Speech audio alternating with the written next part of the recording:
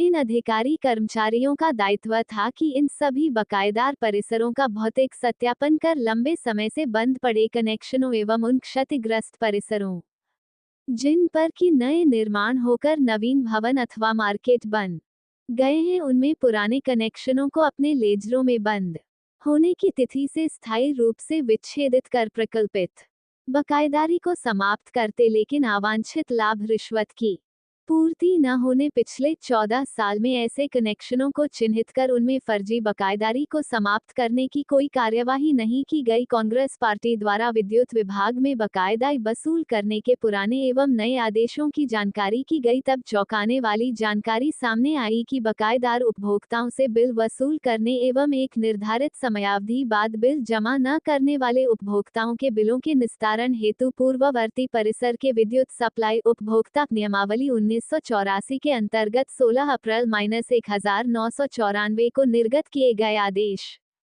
विद्युत अधिनियम 2003 तद संशोधित 2007 की नियम -56(2) एवं U0 विद्युत आपूर्ति संहिता 2005 के नियम 6.5 में व्यवस्था दी गई है। इसके साथ ही तत्कालीन U0 राज्य विद्युत परिषद द्वारा 02 नवंबर 1996 में एक आदेश निर्गत कर ऐसे परिसर पर जिन पर की पुराना बकाया है एवं नए आवेदक का पहले 1 लाख रुपए जुर्माना लगा एमडी पे, मतलब जब फर्जी बिलों की उसमें, और हाई कोर्ट की डबल बेंच का ऑर्डर है कि ये किसी भी इलीगल बिल भेजते हैं क्रिमिनल ऑफेंस है। 1 लाख नोटिस ये दिखाना हुआ है, 1 लाख रुपए का वो है जुर्माना। हाई कोर्ट के आदेश पर जो जुर्माना हुआ है और सुप्रीम कोर्ट के वो है पूरा, मैं पूरे सब मैंने एक्ट लगा के दिए। 2022 के स्पष्ट आदेश है कि अगर 2 साल तक किसी व्यक्ति को बिल नहीं मिला है तो उससे आप वसूल नहीं कर सकते हैं। अच्छा। और शहर के अंदर 15 साल स्टूडेंट को आए हुए हो गए, 15 साल के अंदर सत्यापन नहीं कर पाए कि कौन कौन से फर्जी बिल चल रहे हैं। सारी लंबी चौड़ी फौज लगी हुई है DVNL की, वो सारे अधिकारी क्या कर रहे हैं अगर बैठ करके केवल फर्जीफिकेशन हो रहा है। बिल में दिलवाया था, बिल तो होना पड़ा है हमको।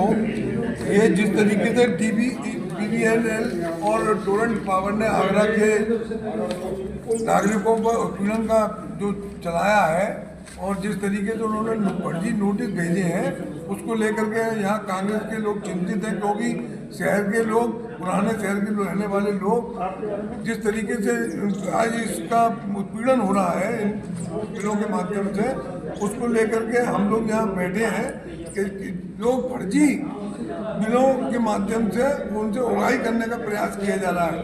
जबकि एक्ट के अंदर जो नियम है कि जिस व्यक्ति को 2 साल तक अगर बिजली का बिल नहीं प्राप्त हुआ है तो उससे किसी भी तरीके से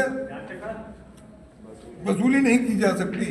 साथ ही 15 साल टोरेंट को आगरा में आए हुए हो गए। टोरेंट जिस तरीके से अपना काम कर रही है, वो एक महीने के बाद ही तुरंत कनेक्शन को काट देती है। तो 15 साल के अंदर भौतिक सत्यापन नहीं कर पाए कि कौन से बिल चल रहे हैं, और सन 2012 सितंबर 24 तक के बिल की डिमांड कर रहे हैं, जो बिल अस्तित्व में ही नहीं है। जो मीटर, जो बिल्डिंगें ध्वस्त हो चुकी, उनकी जगह पुराने शहर के अंदर तमाम नई बिल्डिंगें खड़ी हो गई। उसके अंदर जो रहने वाले थे वो किसी कोर्ट के आदेश से किसी मकान मालिक ने एक बेची, दूसरे ने बेची, तीसरे ने बेची।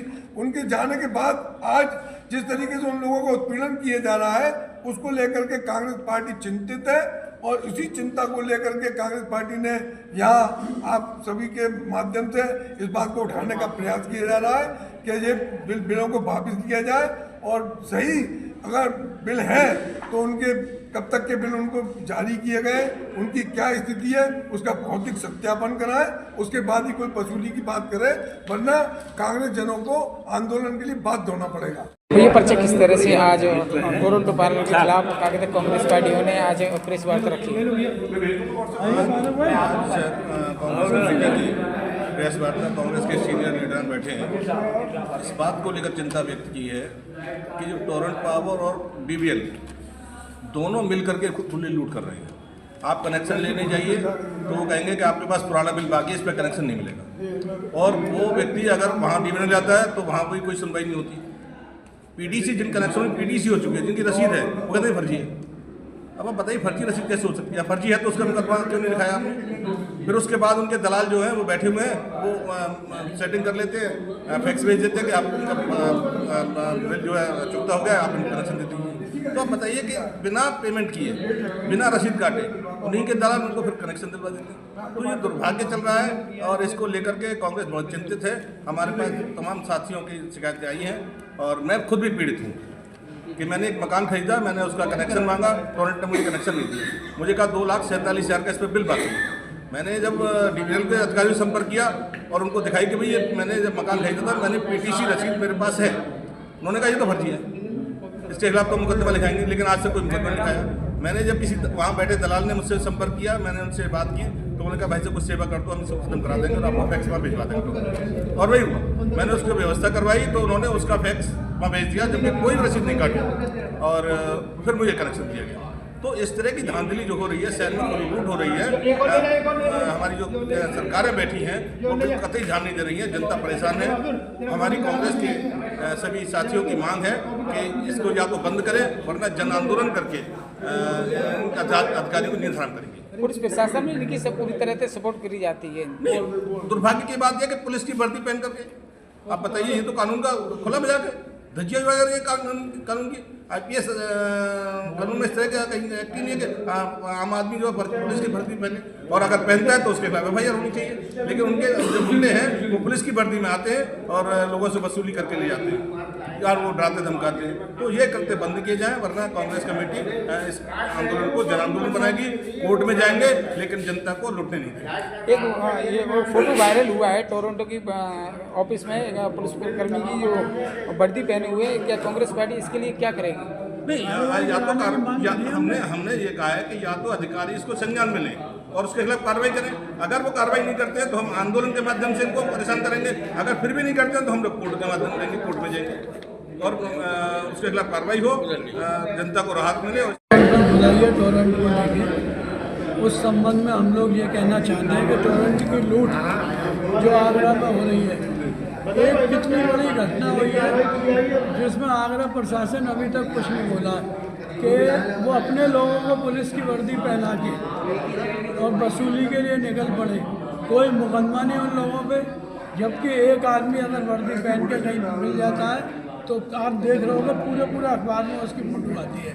और ये खुलेआम आज भी उन लोगों को वर्दी पहना के वसूली कर रहे हैं और हम लोगों ने इन्हें हर तरीके से चेतावनी दे रहे हैं कि अगर जनता पे उत्पीड़न होगा तो हम सड़कों पर रहेंगे और इनके खिलाफ कार्रवाई होगी। जिस तरह से टोरंट लूटमार कर रही है, उस लूटमार को रोकने के लिए एक मीटिंग करी जाती है बीजेपी की तरफ से और लूटमार को रोकने के लिए तरह तरह के हथकंडे बनाए जा रहे हैं। लूटमार रोकने की कोई व्यवस्था नहीं है, लेकिन लूटमार हो रही है। आप 15-15, 20-20 साल के जो मीटर जो बिल भेज रहे हैं, उनमें जब मीटर आप काट देते हैं तो बिल का एक है। 2 साल का एक कायदा भी है और ये एक्ट भी है। एक्ट के अंदर ये दिया हुआ है पूरा और बताया हुआ है। और हमारे वकील साहब बैठे, इनसे भी आप बता पूरी तरह से यहाँ आज हम तैयारी में, और किसी भी तरह से अगर यहाँ नहीं सुनवाई होती है तो हम कोर्ट तक भी जा सकते हैं।